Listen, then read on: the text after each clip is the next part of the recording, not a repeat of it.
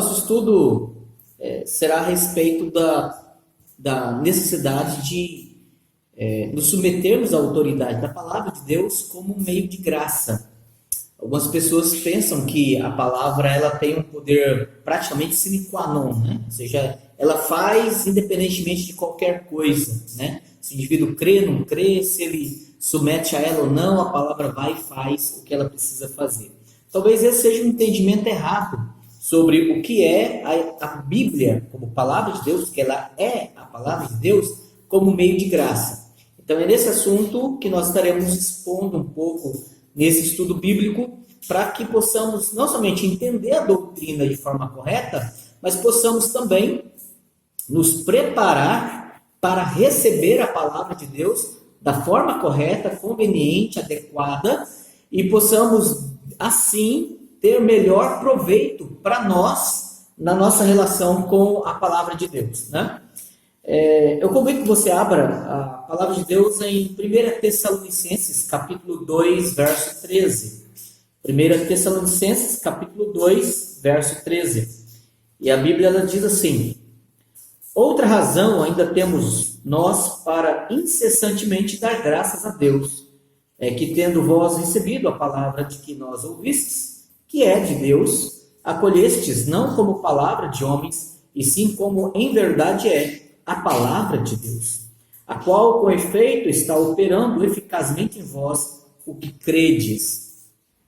É importante nós lembrarmos que, em primeiro lugar, para que possamos agradar a Deus e ter dele e nele qualquer benefício, é necessário, segundo o autor aos Hebreus, que tenhamos verdadeiramente fé. E não é a fé histórica, a fé de operação de milagres, né? Mas é a fé salvadora, é a fé que Deus ele nos dá para que possamos crer salvadoramente nele, ou salvificamente nele, e sejamos, por meio da fé, que é instrumental, a fé não é causal, tocados, transformados e pela fé recebamos o benefício da palavra de Deus, né? O texto aqui, o apóstolo Paulo, ele diz o seguinte: ainda temos nós incessantemente motivo, outra razão, porque ele já vinha falando desde o verso 1 até o verso 12, e ele fala então a respeito da autoridade da palavra, dos frutos da palavra, do verso 1 ao verso 5. Ele diz que a estadia dele no meio dos Tessalonicenses, ela não havia sido infrutífera, não havia sido inútil, mas essa permanência dele ali, ela de fato causou frutos, produziu transformação, e inclusive, conforme no capítulo 1, verso 9, diante dos acusadores e caluniadores do apóstolo Paulo, ele reconhece, ou ele identifica melhor, dizendo: pois eles mesmos, os caluniadores, né, de Paulo, que possivelmente eram os judeus que estavam perseguindo Paulo e tentando fazer-lhe mal, conforme a gente consegue identificar lá em Atos capítulo 17. E ele diz: eles mesmos, no tocante a nós, proclamam que repercussão teve o nosso ingresso no vosso meio. E como deixando os ídolos, vos convertestes a Deus para servirdes o Deus vivo e verdadeiro. Então, eles haviam se convertido, ou sido convertidos pelo poder da palavra, abandonando a idolatria, e ao mesmo tempo agora eles haviam se voltado do paganismo para o Deus vivo e verdadeiro. No capítulo 2, verso 1 ao verso 5, o apóstolo Paulo ele também diz que ele sabe, e aqueles irmãos pessoalmente também sabiam, que a permanência de Paulo havia produzido não só a conversão, o abandono da idolatria, mas uma mudança de conduta, uma mudança moral e uma mudança de cosmovisão na vida daquelas pessoas. E ele reconhece, dizendo que a exortação dele não procedia de engano, de impureza, nem se baseava no engano intencional, que é o dolo. Pelo contrário, visto que fomos aprovados por Deus a ponto de nos confiar ele o Evangelho, assim falamos, não para que agrademos a homens, e sim a Deus, que prova o nosso coração. A verdade é que nunca usamos linguagem de bajulação, como sabeis, nem de intuitos gananciosos. Deus disto é testemunho. Bom, Então nós vemos aqui de forma clara as Escrituras falando da motivação, da fidelidade, do zelo de Paulo em pregar de fato a palavra de Deus. E essa pregação que já havia produzido frutos, Paulo agora no verso 13 diz, outra razão. É por isso que ele começa então dizendo, outra razão, ou seja, além das coisas que nós já percebemos, que nós experimentamos, que nós testemunhamos, que os nossos adversários confirmam e que vocês evidenciam, ainda temos nós outra razão para incessantemente dar graças a Deus. E ele então agora explica qual é esse outro motivo que leva ele de modo incessante a agradecer e louvar a Deus. Diz que, tendo vós recebido a palavra que de nós ouvistes, que é de Deus, acolheste não como palavra de homens, e sim, em verdade, como é palavra de Deus. Né? Então, a primeira observação que nós precisamos fazer na nossa relação com a Escritura como meio de graça é que nós precisamos nos aproximar dela quando formos estudá-la, quando nós formos então meditar nela, ou quando nós estivermos recebendo um estudo bíblico como este que eu estou fazendo agora, ou ouvindo um sermão, nós devemos receber a exposição, a explicação deste livro como de fato ele é palavra de Deus. Obviamente que nós não podemos, por exemplo, ignorar que há o elemento humano. A palavra, a construção verbal, gramatical, o contexto histórico, a intencionalidade do autor,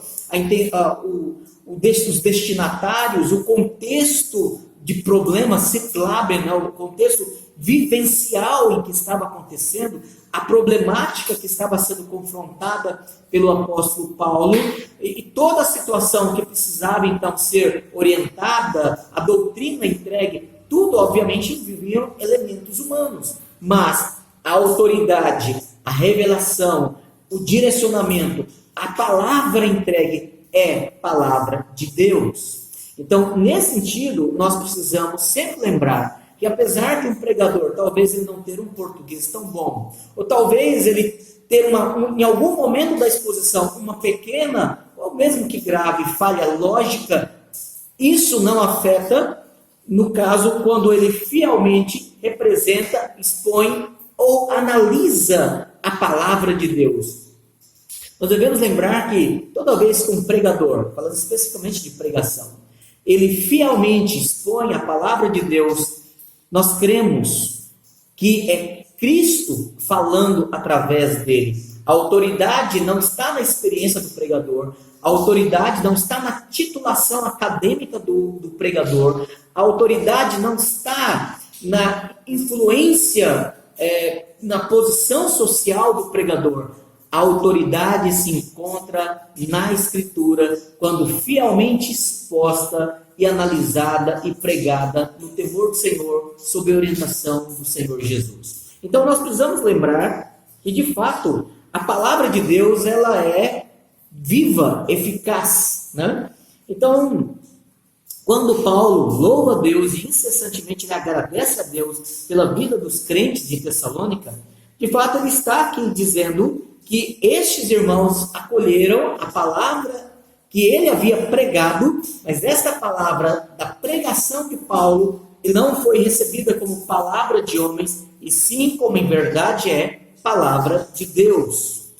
E a evidência disso que Paulo agora inclusive ratifica é que, com efeito, esta palavra estava operando, estava realizando, a palavra no grego é energizando, estava agindo com poderosa influência, transformando a vida deles, mortificando o poder do pecado, dando para eles direcionamento, dando para eles as convicções corretas para que eles pudessem então viver a vontade de Deus, aqueles que haviam crido no Evangelho. Né? É importante, por exemplo, os nossos pais, na Assembleia de Westminster, quando eles escreveram o Catecismo Maior, na pergunta 155 do Catecismo Maior, a pergunta é a seguinte: como a palavra se torna eficaz para a salvação? como que a palavra se torna eficaz, como que ela funciona, como de fato ela causa e os efeitos que ela promete realizar para a salvação. Resposta: o Espírito de Deus torna a leitura e especialmente a pregação da palavra o meio eficaz para iluminar, convencer e humilhar os pecadores, para lhes tirar toda a confiança em si mesmos e os atrair a Cristo, para os conformar à sua imagem e os sujeitar à sua vontade, para os fortalecer contra as tentações e corrupções, para os edificar na graça e estabelecer o coração deles em santidade e conforto mediante a fé para a salvação. Então, observem que os nossos irmãos, nossos pais na Assembleia de Westminster, com sabedoria dada por Deus, eles conseguiram, à luz de toda a Escritura, identificar vários dos efeitos que a palavra, como meio de graça, realiza em nós. Mas nós devemos observar uma coisa, antes de continuar falando. Primeiro, o poder da palavra não é inerente a ela, mas é aquilo que o Espírito Santo realiza através dela. Por exemplo, antes de nós comentarmos a pergunta, vamos para Isaías capítulo 55. Isaías, profeta Isaías 55. Isaías que viveu cerca de 800 anos antes de Cristo. Ele diz aqui no verso 10 ao verso 11: porque assim como descem a chuva e a neve dos céus, e para lá não tornam, sem que primeiro reguem a terra, e a fecundem, e a façam brotar para dar somente ao semeador e pão ao que come, assim será a palavra que sair da minha boca. Não voltará para mim vazia, mas fará o que me apraz, e prosperará naquilo para que a designei. Então nós devemos observar aqui que a palavra de Deus, quando pregada, ela cumprirá o propósito que agrada a Deus. O propósito estabelecido e direcionado por Deus. Às vezes as pessoas citam esse versículo para dizer assim: toda vez que a Bíblia é pregada, as pessoas vão se converter. Porque a Bíblia, quando pregada, a Bíblia é pregada, ela é para a salvação. Depende. Deus pode, e isso é verdade, Deus pode fazer com que pessoas estudem a Bíblia e ouçam a pregação da palavra e sejam convertidas pelo poder do Espírito Santo por meio da palavra. E é verdade também que, por vezes, pode ser que a Bíblia e a pregação da palavra ela apenas sirva para o endurecimento do coração dos ouvintes ou daqueles que estão estudando a palavra. É possível que alguém esteja estudando a Bíblia, que não é um eleito de Deus, que não vai ser salvo por Deus, porque não tem o propósito de alcançá-lo com salvação mediante a palavra, e como Faraó, que ouviu a pregação do Evangelho várias vezes, mas todas as vezes que ele foi confrontado pela pregação do Evangelho, Deus lhe endureceu o coração. É possível que, por exemplo, quando a pregação do Evangelho ela é exposta, e aí vamos lá para o livro de Atos, para darmos um outro exemplo, e agora no Novo Testamento. Atos, capítulo 7. Se você observar Atos capítulo 7, nós temos a defesa de Estevão, diácono da igreja. E Estevão, diante dos seus algozes, sendo julgado e condenado de forma injusta, Estevão, ele começa a fazer uma pregação do Evangelho. Ele começa a partir do verso 3, e ele então expõe a palavra do Senhor até o verso 53, e especificamente no verso 51 ao verso 53, no final da sua pregação, diante do sinédrio, de cerca de 70 homens, dos anciãos, detalhe, dos anciãos que eram doutores da lei, entre eles saduceus, fariseus e escribas, homens instruídos na lei de Moisés, homens que sabiam porções inteiras das Escrituras, homens que eram responsáveis pela interpretação e instrução das Escrituras no meio de Israel. Estes homens, que naquele momento ouviam a pregação do Evangelho da boca de Estevão, têm agora a conclusão do sermão de Estevão dizendo assim: Estevão, olhando para eles e obviamente vendo a reação deles diante da pregação do Evangelho, a Escritura relata o seguinte: homens de dura serviço e incircuncisos de coração e de ouvidos, vós sempre resistis o Espírito Santo, assim como fizeram vossos pais, também vós o fazeis. Qual dos profetas vossos pais não perseguiram? Eles mataram os que anteriormente anunciavam a vinda do justo, do qual vós agora vos tornastes traidores e assassinos. Vós que recebestes a lei por ministério dos anjos, não aguardastes. E olha a reação destes homens diante deste sermão de Estevão, registrado no verso 54, que diz: ouvindo eles isto, ouvindo a pregação, ouvindo eles isto, enfureciam-se no seu coração e brilhavam os dentes contra ele. E o resultado foi que eles, então, mataram Estevão naquele lugar e apedrejaram ele e executaram por causa de um sermão. O Senhor Jesus, lá nas Bem-aventuranças, Mateus capítulo 5, observa que os profetas e os cristãos fiéis, os de seus discípulos, por causa da pregação do Evangelho, também sofreriam igual sentença. Ele diz no verso 10, Mateus capítulo 5, do verso 10 ao verso 12: bem-aventurados os perseguidos por causa da justiça, porque deles é o reino dos céus. Bem-aventurados sois quando por minha causa vos injuriarem e vos perseguirem e mentindo disserem todo mal contra vós. Regozijai-vos e exultai, porque é grande o vosso galardão nos céus, pois assim perseguiram aos profetas que pregaram a palavra de Deus na antiga aliança, que viveram antes de vós. Então, a pregação do Evangelho nem sempre ela vai produzir conversão. A pregação do Evangelho nem sempre vai produzir influência moral nas pessoas. É possível que ela cause indiferença. É possível que ela suscite a ira das pessoas. É possível que ela forje e oriunde em inimigos da fé e inimigos nossos para que eles desprezem. Então, quando nós lemos Isaías capítulo 55, nós devemos lembrar que é possível sim que a palavra que sai da boca de Deus, mediante a palavra, a Escritura, e ele diz: ela não voltará para mim vazia, mas fará o que me apraz, fará aquilo que agrada a Deus, fará com que aquilo que se cumpra o propósito de Deus. Se Deus quer então fazer com que alguém ouça a palavra e seja endurecido com a palavra, ou pior, é possível que alguém ouça a palavra, e aí nós vemos, inclusive,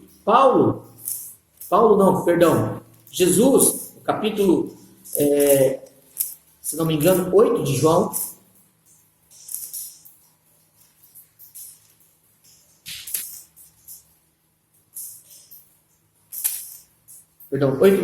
Capítulo 5.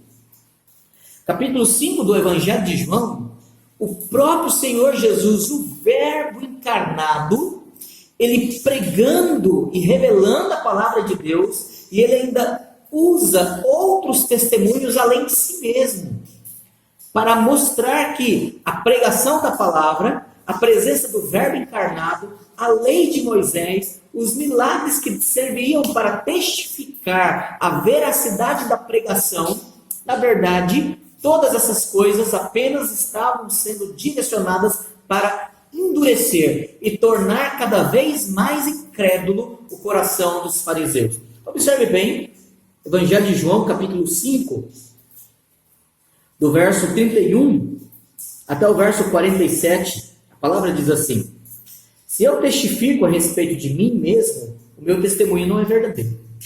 Outro é o que testifica a meu respeito, e sei que é verdadeiro o testemunho que ele dá de mim. Verso 33, diz assim: mandastes mensageiro a João, e ele deu testemunho da verdade. Quando chegaram a João e perguntaram assim: João, você é o Messias ou devemos esperar por outro? Né? Essa pergunta foi para Jesus. Perguntaram para João: você é o Messias? Ele disse: vem um outro maior do que eu, do qual eu não sou digno de desatar as sandálias. Então, ele João testemunha que ele é a voz do deserto que prepara o caminho do Senhor. Ele é um precessor, ele estava fazendo pré-anúncio, o arauto do Senhor.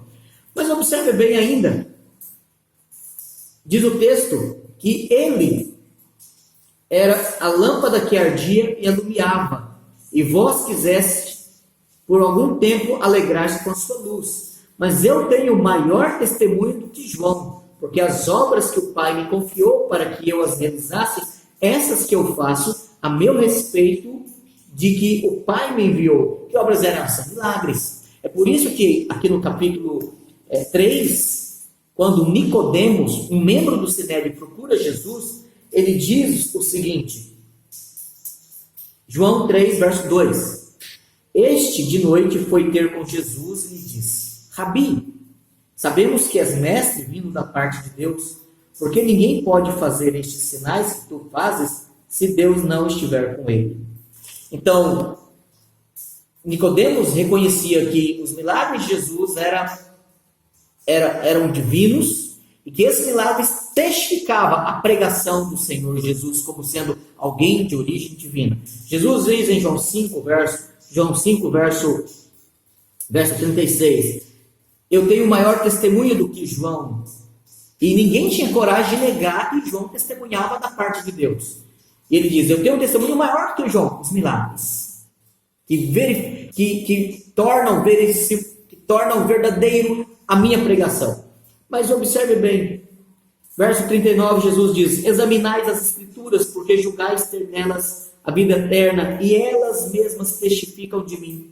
Mas observe bem a reação destes homens. Contudo, Jesus diz, contudo, não quereis vir a mim para ter vida.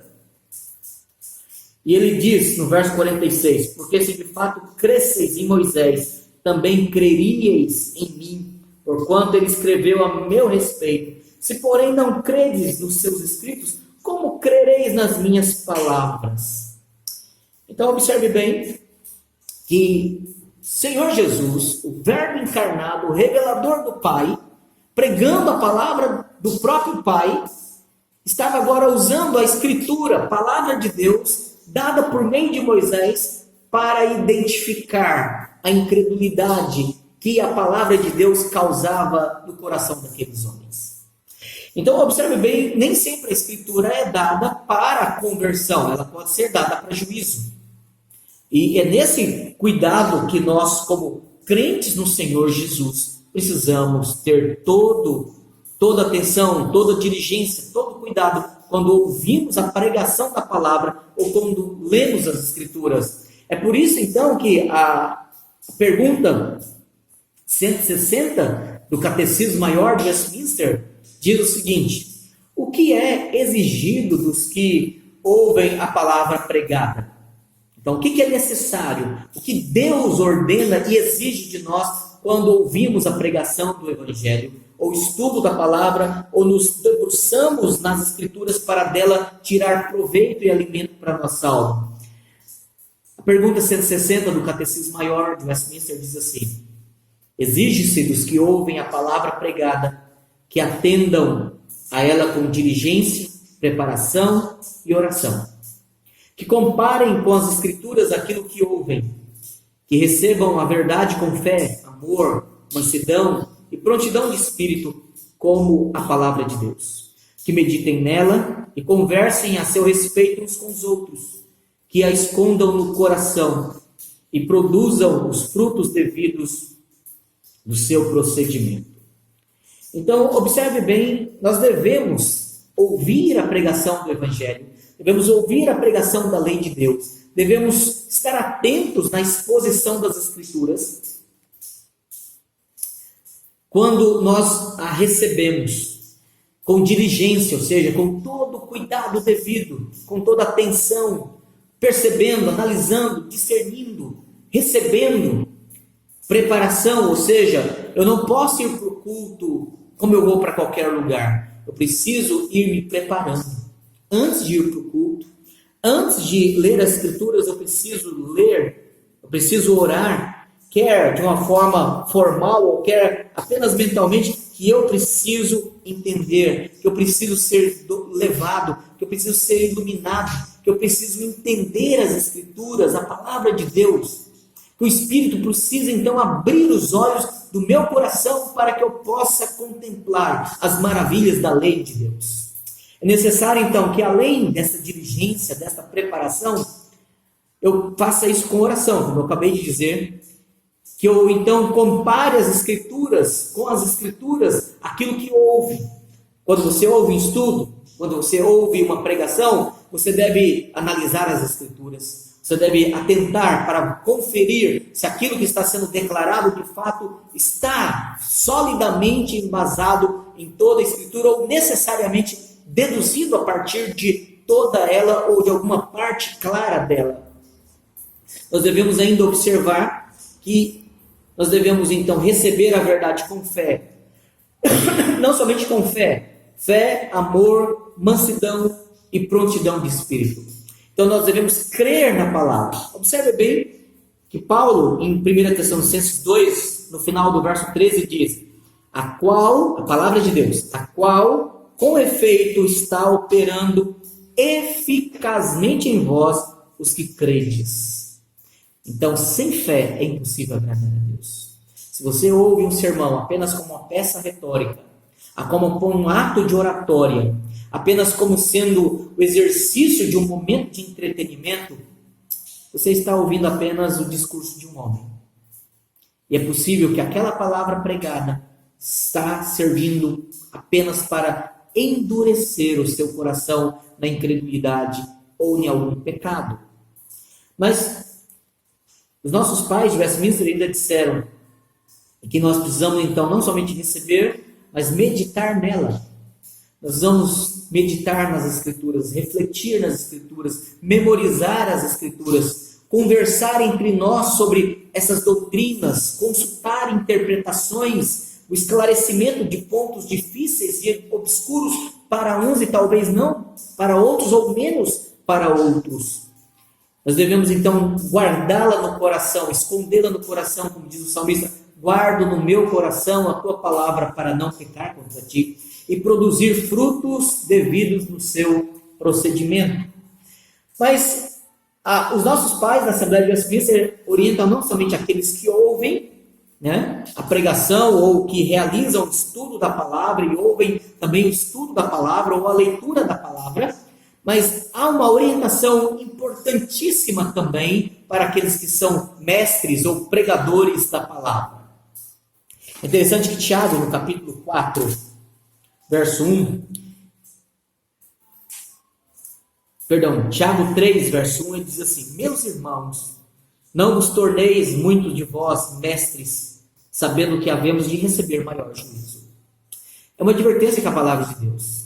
Às vezes algumas pessoas são ávidas em querer ficar ensinando, pregando, e querendo instruir as pessoas em público. Bom, o que eu estou falando aqui não tira a responsabilidade de nós evangelizarmos, corpo a corpo, pessoalmente, individualmente, ou de fazermos um discipulado com o pouco conhecimento do Evangelho que possivelmente eu possa ter. O que Tiago nos adverte aqui no capítulo 3, verso 1 é querer ser mestre, ser reconhecido como quem tem autoridade, ensina com autoridade. Existem pessoas que elas são ávidas, elas são dispostas a querer dar opinião sobre tudo e doutrinar as pessoas sobre todo quanto é assunto sem ter nenhum conhecimento e às vezes fazer algumas afirmações em que ela ouve apenas algumas pessoas ou estuda uma meia dúzia de livros e já sai dando opinião dela. A gente tem que tomar cuidado com pregadores de internet e alguns mestres de internet, de YouTube e assim por diante. Devemos tomar cuidado também com alguns escritores de alguns livros. Então, porque eles podem estar ensinando coisas indevidas e erradas. Porque a palavra de Deus diz: sabendo que havemos de receber maior juízo. Há um fardo muito grande que recai sobre nós, que pregamos, que ensinamos. Há uma responsabilidade que será cobrada de nós. O autor aos Hebreus, no capítulo 13, verso 17, ele diz assim: Obedecei aos vossos guias e sede submissos para com eles, pois velam por vossa alma como quem deve prestar contas, para que façam isto com alegria e não gemendo, porque isto não aproveita a vós outros.